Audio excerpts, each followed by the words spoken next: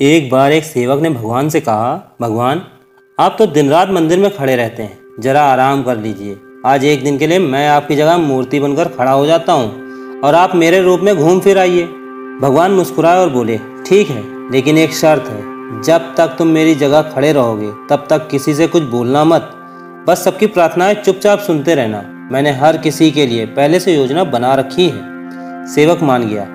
सबसे पहले एक अमीर व्यापारी आया। उसने हाथ जोड़कर कहा, भगवान, मैंने नया व्यापार शुरू किया है, उसमें खूब सफलता देना। वह पूजा करके चला गया, लेकिन उसका बटुआ गिर गया। सेवक मन ही मन सोचने लगा, काश मैं इसे रोक कर कह पाता कि तुम्हारा बटुआ गिर गया है। पर वह भगवान की शर्त याद करके चुप रहा। कुछ देर बाद एक गरीब आदमी आया। उसने रोते हुए कहा, भगवान, घर में खाने को कुछ नहीं है, बच्चों को भूख से बचा लो। तभी उसकी नज़र जमीन पर पड़े बटुए पर गई। उसने खुशी से भगवान को धन्यवाद कहा और बटुआ लेकर चला गया। थोड़ी देर बाद एक नाविक आया। उसने प्रार्थना की, भगवान, मैं समुद्र की लंबी यात्रा पर जा रहा हूँ, कृपा करना ताकि सफ़र सुरक्षित रहे। इतने में वही व्यापारी पुलिस लेकर आया और बोला, मेरा बटुआ इसी नाविक ने चुराया है। पुलिस नाविक को पकड़कर ले जाने लगी। यह देखकर सेवक बेचैन हो गया और शर्त भूलकर बोल पड़ा, नहीं, बटुआ तो उस गरीब आदमी ने उठाया है। पुलिस ने तुरंत गरीब आदमी को पकड़ लिया और उसे जेल में डाल दिया।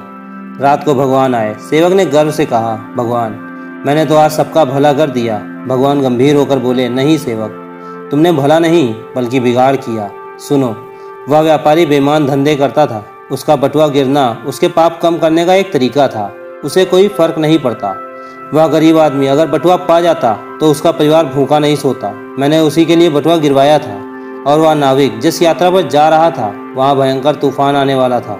जेल में रहकर उसकी जान बच जानी थी। उसकी पत्नी विधवा होने से बच जाती, लेकिन तुमने अपनी सोच से सब गड़बड़ कर दिया।